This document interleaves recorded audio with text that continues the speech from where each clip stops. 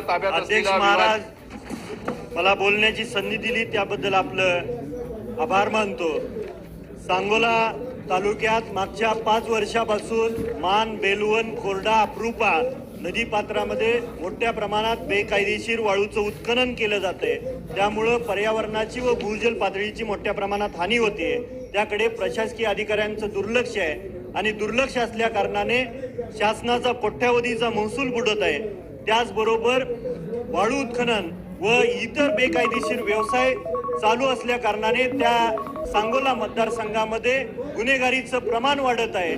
तर माझी शासनाला आपल्या माध्यमातून विनंती आहे की वाळू उत्खनन आणि अवैध व्यवसाय लवकरात लवकर बंद करावेत आणि कायदेशीररित्या बांधकामासाठी गोरगरिबांना वाळू उपलब्ध करून द्यावी। त्याचबरोबर माझ्या मतदारसंघामध्ये शासकीय बसेसची सेवा कमी प्रमाणात चालू आहे। ग्रामीण भागातून मुलं व मुली आणि कॉलेजच्या शिक्षणासाठी शहराच्या ठिकाणी येतात। तर निश्चितपणे आपण शासनाकडे मागणी करतोय की आपल्या माध्यमातून शासनाने ग्रामीण भागातील मुला मुलींना विशेष बसेसची सेवा उपलब्ध करून द्यावी।